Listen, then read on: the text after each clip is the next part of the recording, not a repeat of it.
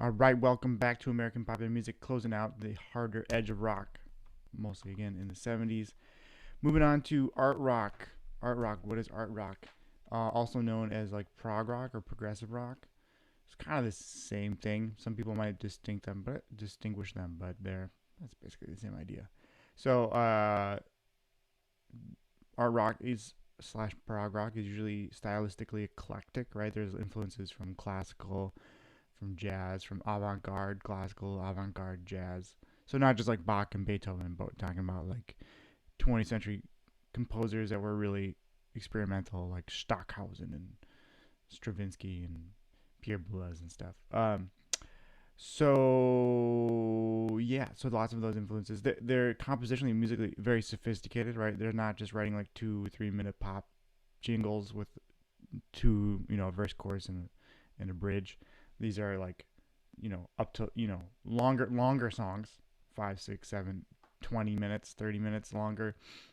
Really like a symphony, with a lot of different sections and a lot of different elements, right?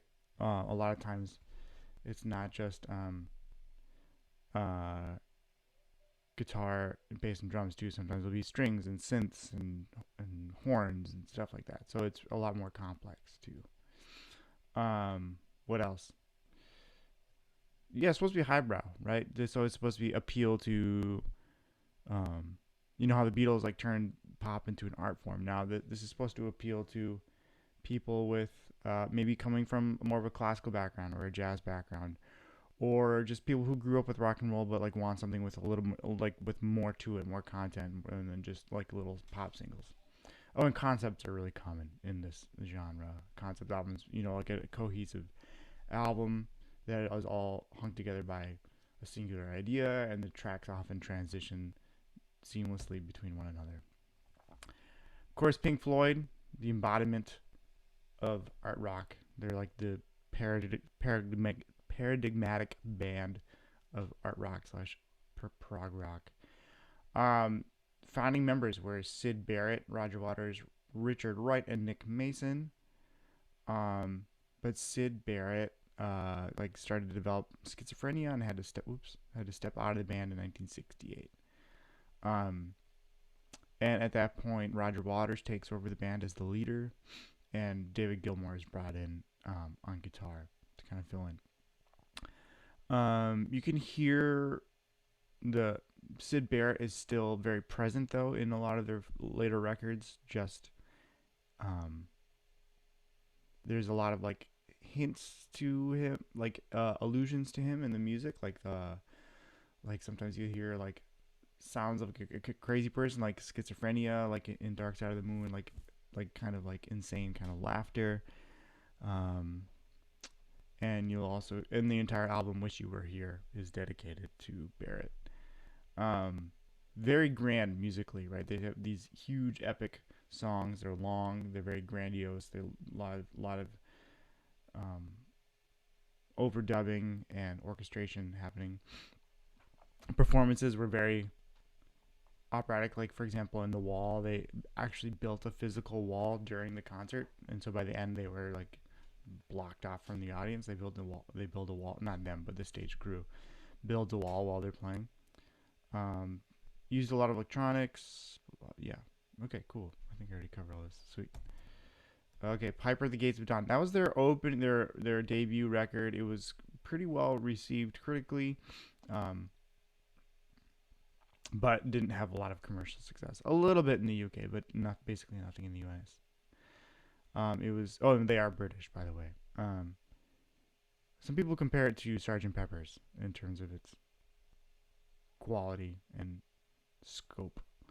Dark Side of the Moon. Excuse me. So Piper at the Gates of Dawn, that was with Syd Barrett, right? So their first big hit though is Dark Side of the Moon, 1973. One of the best-selling albums of all time.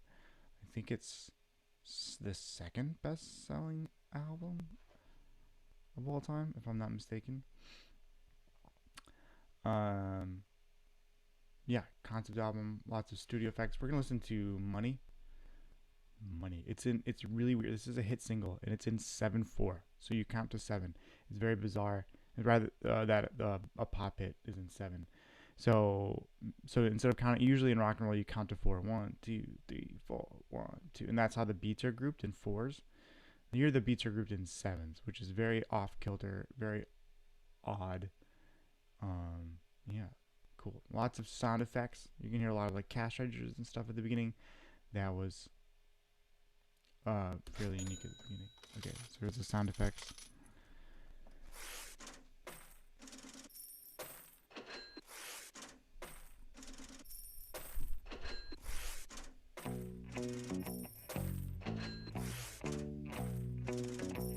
There's probably gonna be a lag in the recording, but I'll try to count to 7 through.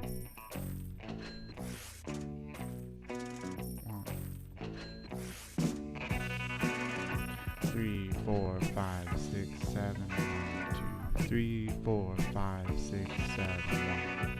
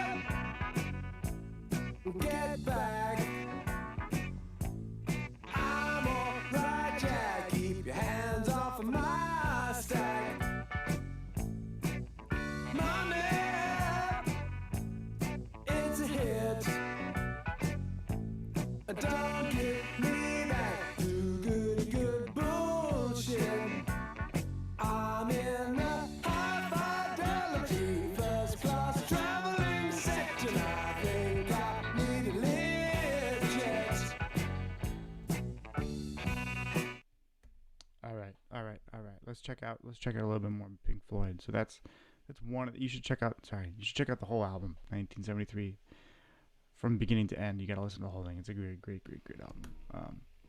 So this is Wish You Were Here from the album Wish You Were Here, obviously, as mentioned before, about Syd Barrett wishing their old bandmate was still with them.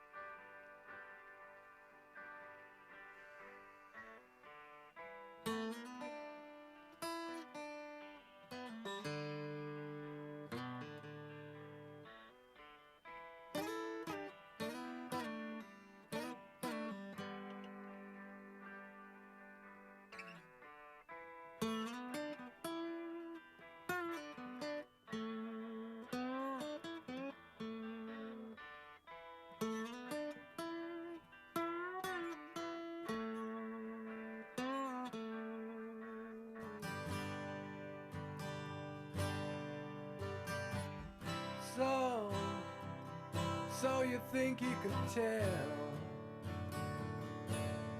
heaven from hell, blue skies from pain? Can you tell a green field from a cold steel rail, a smile from a veil? Do you think you can tell? Did they get you to trade your heroes for ghosts, hot ashes for trees, hot air for a cool breeze, cold comfort for change? Did you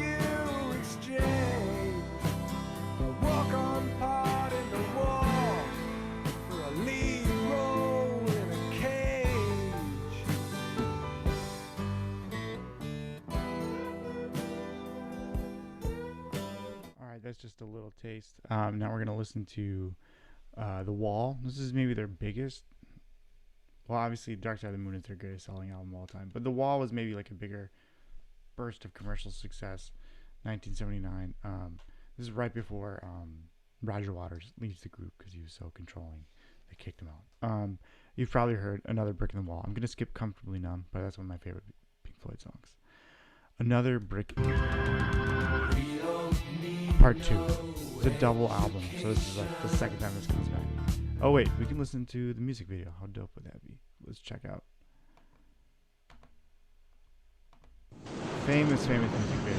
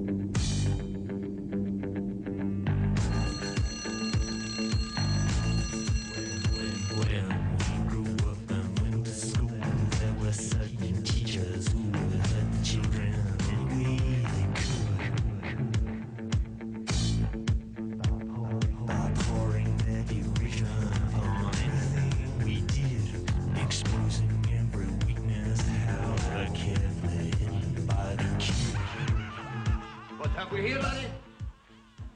Mysterious scribblings? A secret code? No. Poems, no less. Poems, everybody! The laddie reckons himself a poet. Money gets back. I'm all right, Jack. Keep your hands off my stack. New car, caviar, 4-star. Those are the lyrics to Money, which we're going to listen to as a reference. Absolute rubbish, Self-referential. Get on with your work. Repeat after me. An acre is the area of a rectangle whose length is 1 furlong and whose width is 1 cubit.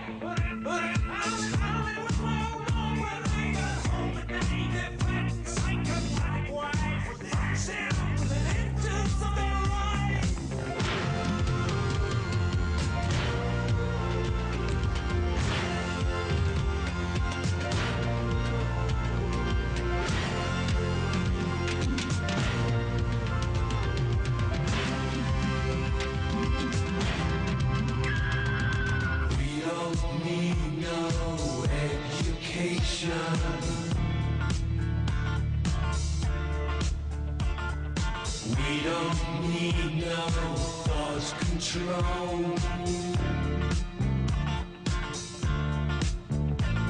No dark sarcasm in the classroom.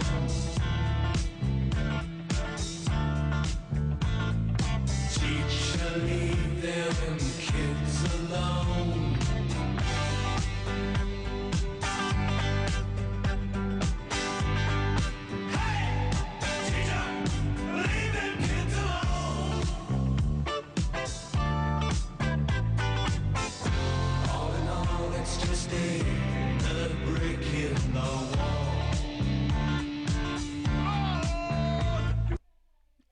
Alright, check out the rest. It's a long 6-minute music video, but it's pretty entertaining. Okay. King Crimson. Still rocking, still touring. Last time I checked anyway. Led by guitarist Robert Fripp. There's a lot of turnover, but mainly you think Robert Fripp, that's King Crimson. They had a wide stylistic variety. Fripp was I should say, an amazing guitarist, so he would they didn't have much for stagecraft. They just kind of sit there and just shred. Often just sat on a stool and played this epic music. In the Court of the Crimson In the Court of the Crimson King, the title track from their debut album in 1969. Let's take a listen. Here it is. Lizard and Lark's Tongue and Aspic are the other really big albums, although they continue to record for decades.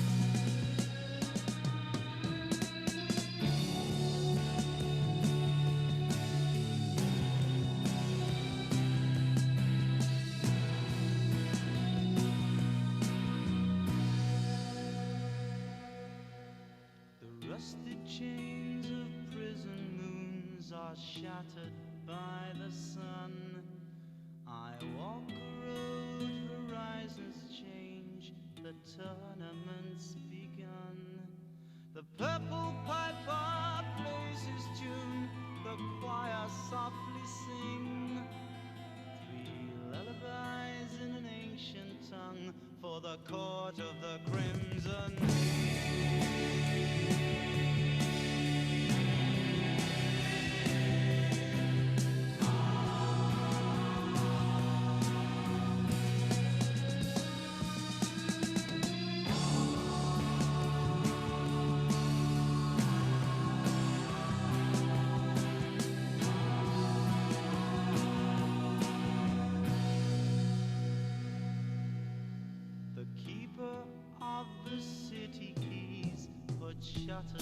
Okay, that just gives you a little taste. That, I mean, that is like one of their biggest hits, and that's 10 minutes long. So we're not going to listen to the whole thing. We're not going to get to the whole thing, but it gives you the idea. Okay, yes. Yes, dude. Yes. Yes. So good. Really good musicians. Great players. They had a very rotating cast of characters, but close to the edge, which we're going to listen to, is kind of like the classic lineup. We're going to listen to Roundabout, their biggest hit.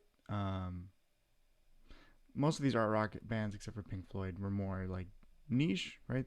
A dedicated following, but not like mainstream radio hits, right? I mean, if you're writing 10-minute songs, it's not really top 40 friendly. But that doesn't mean they weren't popular or yeah. So listen to Roundabout. It's got some sweet guitar harmonics at the beginning. You're gonna hear this like it's when they don't press the fret all the way down, the string all the way down to the fret. They just lightly press the string and you get this kind of ringing sound. Lots of effects. There's some sweet organ in here. It's very funky, very rhythmically energetic compared to the last couple songs. And all these different sections, which are completely different. It's really bizarre.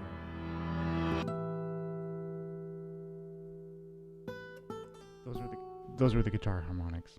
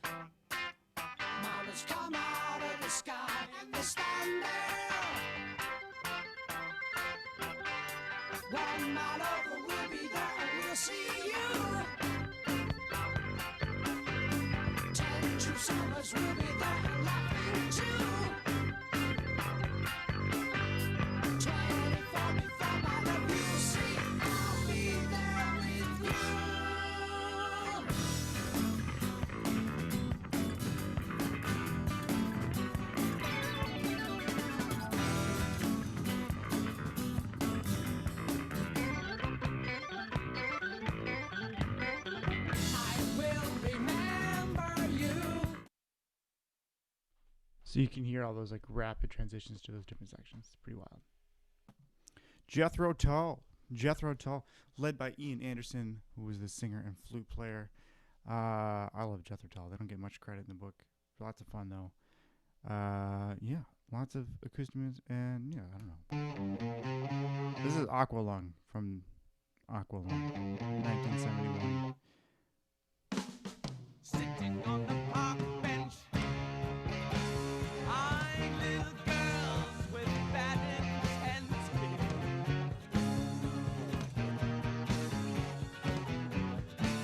Snot running down his nose,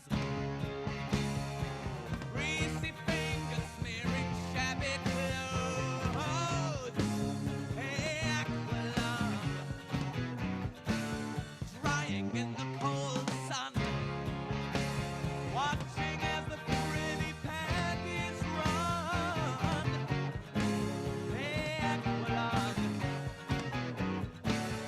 feeling like a dead duck, spitting out pieces of his broken love. Oh, Aqualung, sun streaking cold. Like most art rock, lots of quick transitions to totally different sections. Now we're acoustic guitar.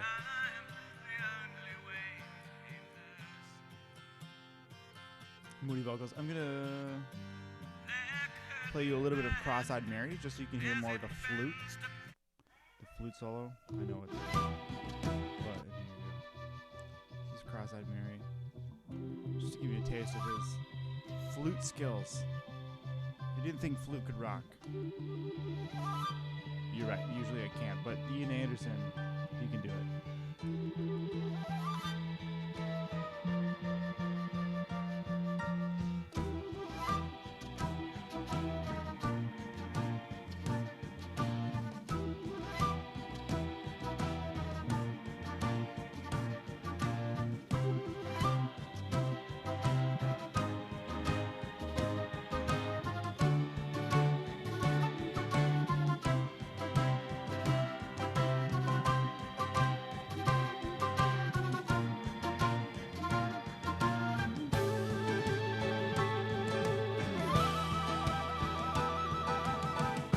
Would be a poor man, a beggar man, a thief, if he had a rich man in his hand, and go and steal the candy from a laughing baby's mouth, if he could take it from the money man. Cross-eyed Mary, that goes jumping in again. She signs no contract, but she always plays the game. She dives in Hampstead Village on expense accounting the rule, and the jackknife robber drops her off at school. Hey, laughing in the playground, gets no kiss from little boys. We'd rather make it with a leching brain. Or maybe her attention is drawn by Aqualung, who watches through the railings as they play. Hey, Cross-eyed Mary, come and get along. Hey. The flute solo.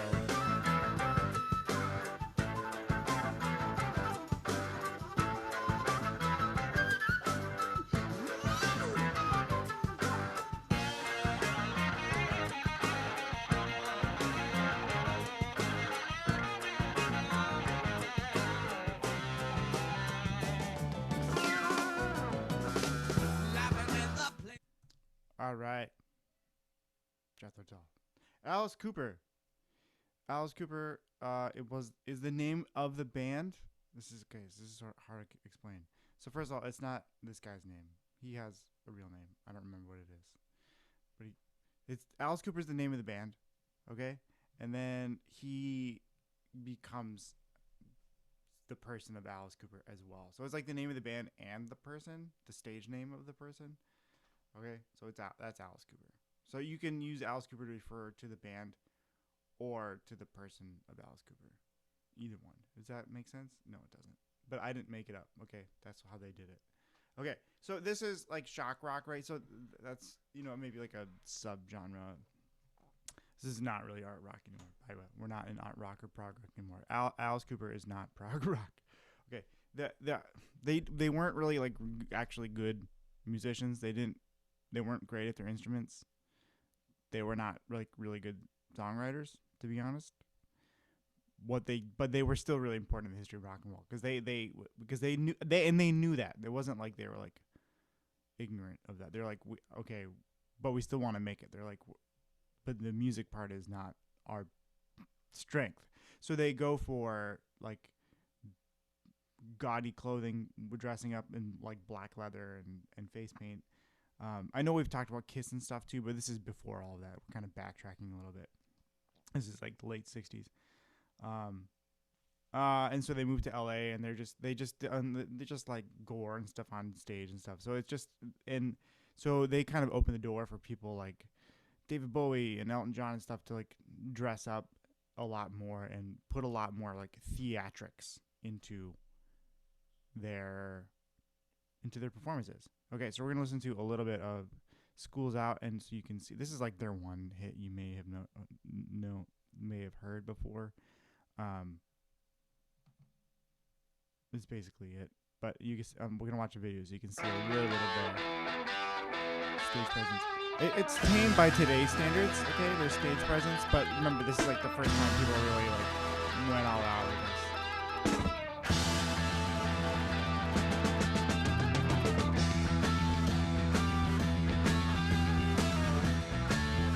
You can tell they're not good. I mean, look at that drummer. Who plays the cymbals like that?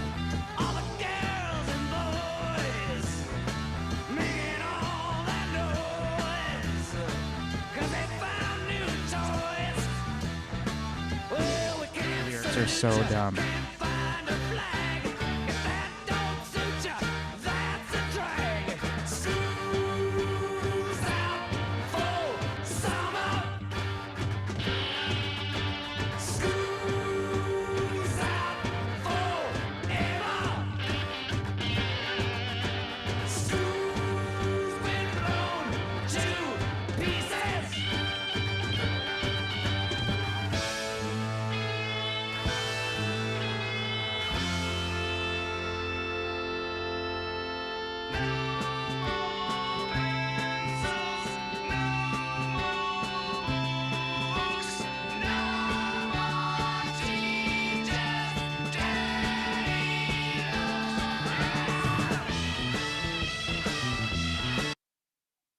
Okay, and this is the made-for-TV version. So in live performance, they were much more wild.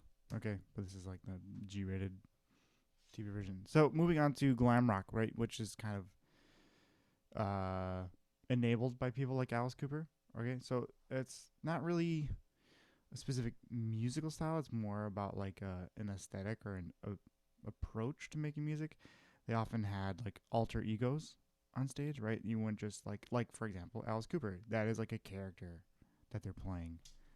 It's not the actual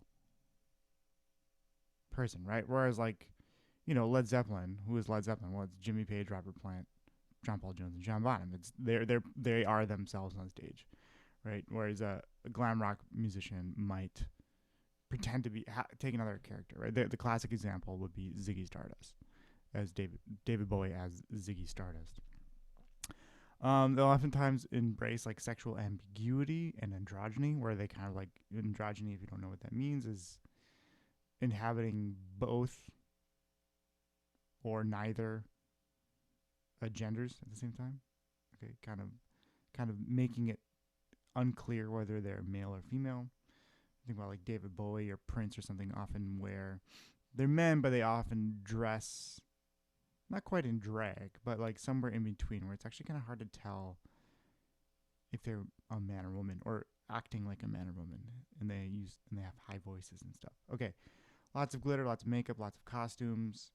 It's campy, that's for sure too. That's like, campy means sort of corny a little bit, deliberately.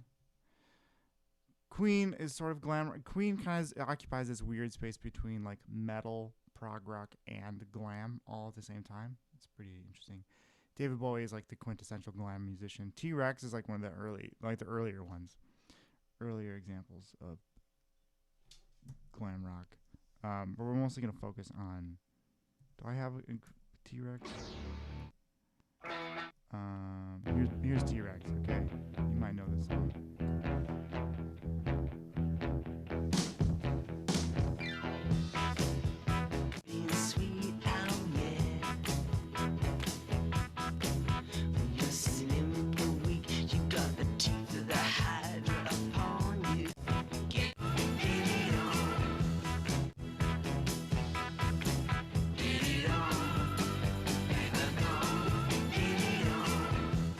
I mean, it just sounds like a generic blues rock kind of thing, but it's I should have had a video up. I didn't think of that. But it was their stage presence that was more glam rock, right? Sort of androgynous, kind of sexuality. David Bowie. Let's focus on David Bowie though. Okay, first hit, Space Odyssey.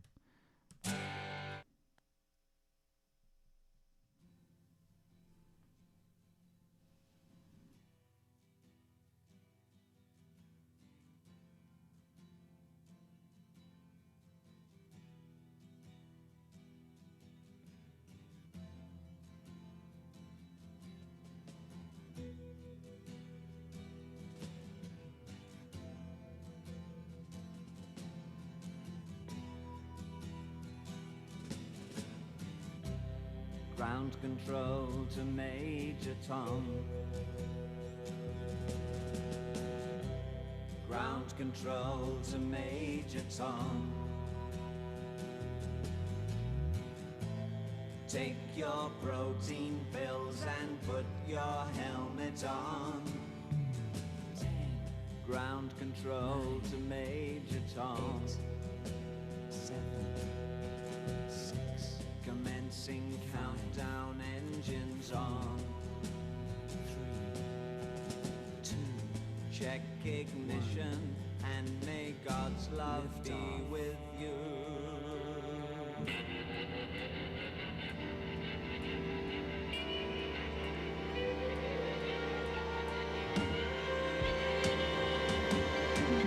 This is ground control to Major Tom.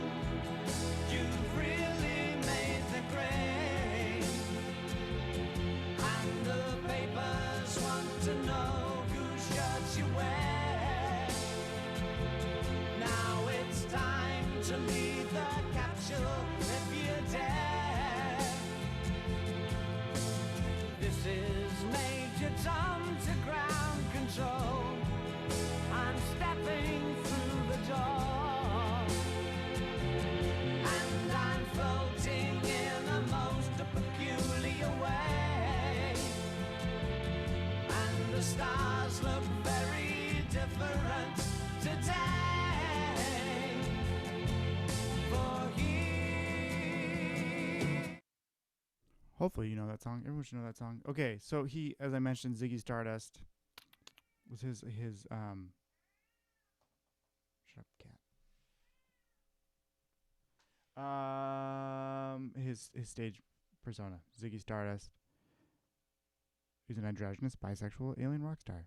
Okay, just normal alien stuff.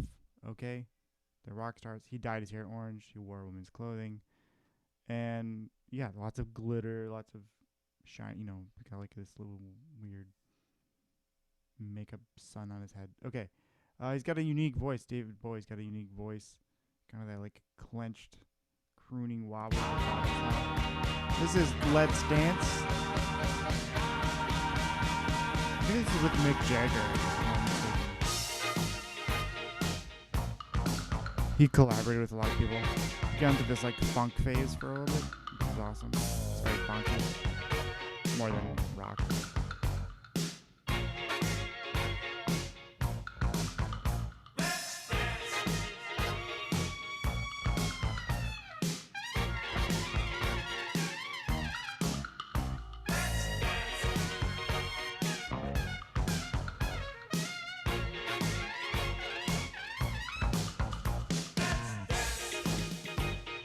Put on your red shoes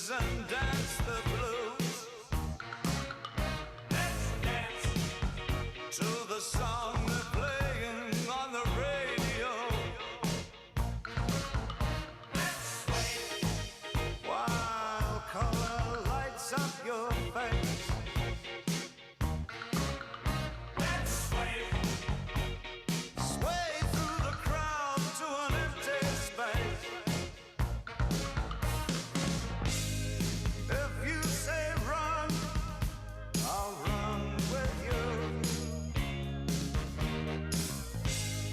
If you say hide, we'll hide.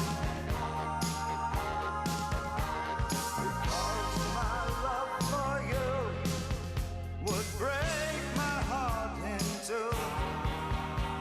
If you should fall into my arms, tremble like a flower. Okay, yeah, let's dance. Then we're gonna end things now with his collaboration with Freddie Mercury. What better way to wrap things up? This chapter started. We had Queen last time, so now we're ending with David Bowie. So this is one of the greatest rock songs ever. It's called Under Pressure. And if you are familiar with Vanilla Ice, yes, this is. Let's turn my video on. This is in fact the song that Vanilla Ice stole for Ice Ice Baby, right? So this is the song that he got sued by David Bowie and Freddie Mercury for ripping it off, and so you'll hear that. But this is so much better than the Vanilla Ice song, Under Pressure.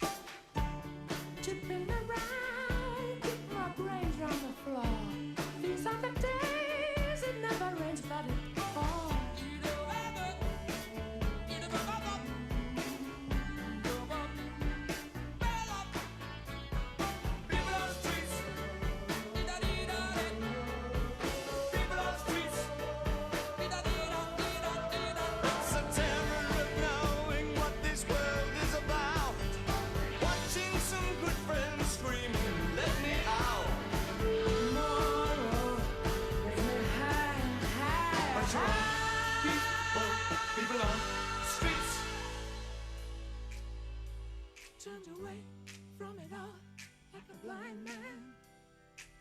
Sat on the fence, but it don't work. Keep coming up with love, but it's so slashed and torn. Why?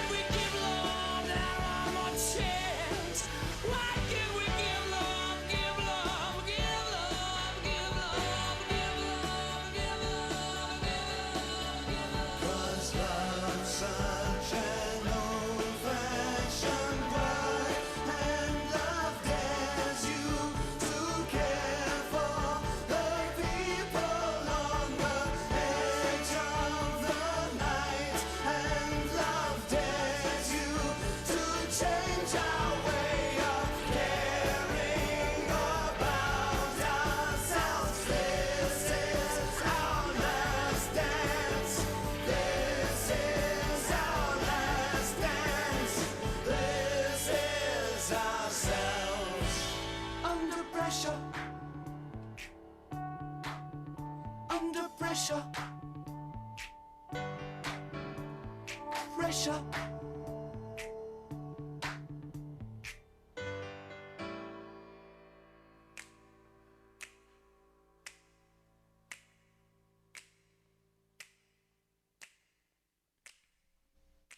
David Bowie, Freddie Mercury, rest in peace.